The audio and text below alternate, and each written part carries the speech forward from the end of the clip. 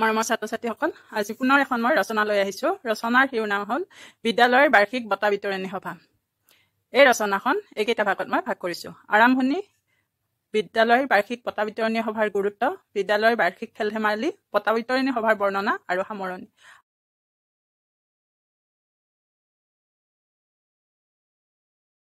সভাৰ বৰ্ণনা আৰু সামৰণি। আৰম্ভণি, বিদ্যালয় এখনত বছৰটোত হৈ যোৱা খেল-ধেমালি, বিভিন্ন প্ৰতিযোগিতা তথা শৈক্ষণিক দিশত ছাত্ৰ-ছাত্ৰীয়ে দেখুওৱা পাৰদৰ্শিতাসমূহৰ বাবে ছাত্ৰ-ছাত্ৰীসকলক বিভিন্ন বঁটাৰে পুৰস্কৃত কৰি অনুপ্ৰাণিত কৰিবলৈ বছৰটোৰ শেষৰ ফালে যি সভা অনুষ্ঠিত কৰা হয় তাকে বঁটা বিতৰণী সভা বোলে। বঁটা বিতৰণী সভা প্ৰত্যেক বিদ্যালয়তে বছৰত এবাৰ অনুষ্ঠিত হয়। ছাত্ৰ-ছাত্ৰীৰ মনত প্ৰতিযোগিতাৰ মনোভাৱ গঢ়াত বঁটা বিতৰণী সভাই গুৰুত্বপূৰ্ণ ভূমিকা লয়। কিছুমান বিদ্যালয়ত বাৰ্ষিক খেল-ধেমালিৰ অন্তত এদিনীয়া কাৰ্যসূচীৰে বঁটা বিতৰণী সভা অনুষ্ঠিত কৰা হয়। এই দিনটোৰ বাবে ছাত্ৰ-ছাত্ৰীসকলে অতি আগ্ৰহেৰে অপেক্ষা কৰে। এক কথাত ক'বলৈ গ'লে বিদ্যালয় সপ্তাহ অথবা বাৰ্ষিক খেল-ধেমালি আৰু লগতে বঁটা বিতৰণী সভাই বিদ্যালয় এখনত উৎসৱমুখৰ পৰিৱেশৰ সৃষ্টি কৰে। বঁটা বিতৰণী সভাৰ গুৰুত্ব। বিদ্যালয় এখনৰ বাবে বঁটা বিতৰণী সভা এক গুৰুত্বপূৰ্ণ অনুষ্ঠান। বঁটা বিতৰণী সভাই ছাত্ৰ-ছাত্ৰী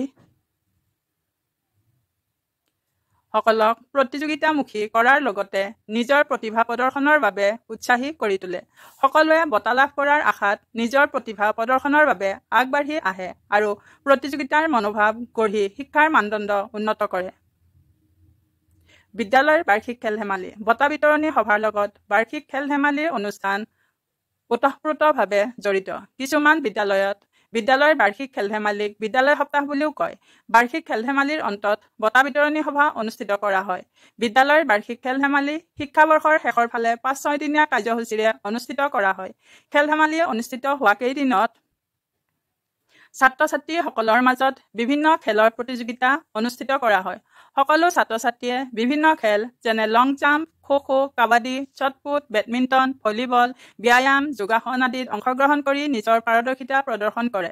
ছাত্ৰ-ছাত্ৰীৰ প্ৰতিভা বিকাশৰ বাবে বাৰ্ষিক খেল-ধেমালি অতি প্ৰয়োজনীয় অনুষ্ঠান। বঁটা বিতৰণী সভাৰ বৰ্ণনা। বঁটা বিতৰণী সভালৈ অভিভাৱক, সমাজৰ গণ্যমান্য ব্যক্তি, আশে-পাশে থকা অন্য বিদ্যালয়ৰ ছাত্ৰ-ছাত্ৰী আৰু শিক্ষকসকলক আমন্ত্ৰণ জনোৱা হয়।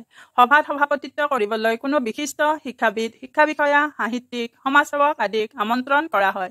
সভাপতিৰ উপৰিও মুখ্য অতিথি আৰু নিৰ্দিষ্ট বক্তাৰূপে তেনে ব্যক্তিক আমন্ত্ৰণ কৰা হয়। বঁটা বিতৰণী সভাৰ লগতে সাংস্কৃতিক অনুষ্ঠানৰ আয়োজন কৰা হয়। তাৰ বাবে সভাৰ কেইদিনমান আগৰ পৰাই আখৰা আৰম্ভ হয় বাবে বিদ্যালয়ত উৎসৱমুখৰ পৰিৱেশৰ সৃষ্টি হয়। সভাৰ কাৰণে সভাঘৰ বা বিদ্যালয় প্ৰাংগণত ৰভা দি মঞ্চ সজা হয়। সভাপতি, নিৰ্দিষ্ট বক্তা, মুখ্য অতিথি, প্ৰধান শিক্ষক আদিৰ কাৰণে সুবিধাজনক ঠাইত এমূৰীয়াকৈ মঞ্চ সাজি আসনৰ ব্যৱস্থা কৰা হয়। গীত-মাত পৰিৱেশন কৰিবলৈ সকলোৱে দেখাকৈ আন এখন মঞ্চ নিৰ্মাণ কৰা হয়। সভাত পুৰুষ-মহিলা ছাত্ৰ-ছাত্ৰী বহিবৰ কাৰণে স্থান নিৰ্দিষ্ট কৰি দিয়া হয়। ফুল-পাত আদিৰে সভাস্থলী সুন্দৰকৈ সজোৱা হয়। ভক্তিমূলক বা দেশপ্ৰেমমূলক সমবেত সংগীতেৰে সভাৰ শুভাৰম্ভণি কৰা হয়। প্ৰধান শিক্ষক অথবা ছাত্ৰ একতা সভাৰ সম্পাদকে বঁটা বিতৰণী সভাৰ সভাপতি, মুখ্য অতিথি আৰু নিৰ্দিষ্ট বক্তাসকলক চিনাকি কৰি দি আসন গ্ৰহণ কৰাৰ লগতে সভাৰ কাম-কাজ চলাই নিবলৈ অনুৰোধ জনায়। পিছত নিৰ্দিষ্ট কাৰ্যসূচী অনুযায়ী প্ৰধান শিক্ষক আৰু ছাত্ৰ একতা সভাৰ সম্পাদকে নিজৰ প্ৰতিবেদন পাঠ কৰে। প্ৰধান শিক্ষকৰ প্ৰতিবেদনত বছৰটোত বিদ্যালয়ৰ হকে কৰা কাম, ছাত্ৰ-ছাত্ৰীসকলৰ কৃতিত্ব, পৰীক্ষাৰ ফলাফল, বিদ্যালয়ৰ ঘৰ-দুৱাৰ আৰু শিক্ষাদান কাৰ্যত পোৱা বাধা-বিঘিনি তথা অভাৱ অভিযোগৰ কথা সমূহীয়াভাৱে দাঙি ধৰি সেইবোৰ দূৰীকৰণৰ কাৰণে অভিভাৱক আৰু বিভাগীয় কৰ্তৃপক্ষৰ দৃষ্টি আকৰ্ষণ কৰে। ছাত্ৰ একতা সভাৰ প্ৰতিবেদনত ছাত্ৰ-ছাত্ৰীসকলে বছৰটোত কৰা কামৰ খতিয়ান দাঙি ধৰে।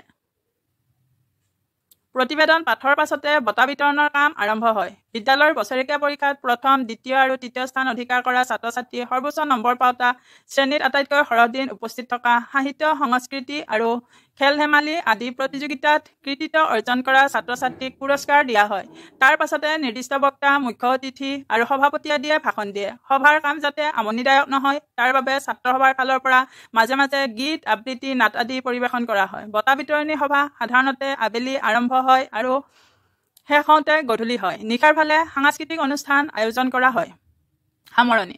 কৃতি ছাত্ৰ-ছাত্ৰীক পুৰস্কৃত কৰি ছাত্ৰ-ছাত্ৰীৰ মাজত প্ৰতিযোগিতাৰ মনোভাৱ গঢ়ি তোলাত বঁটা বিতৰণী সভা সফল হয় বুলি মোৰ ধাৰণা।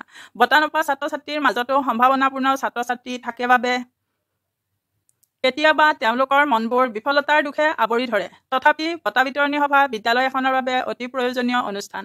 সকলো বিদ্যালয়তে প্ৰত্যেক বছৰে বঁটা বিতৰণী সভা অনুষ্ঠিত কৰা উচিত। ধন্যবাদ। আশা কৰিছোঁ তোমালোক এই ৰচনা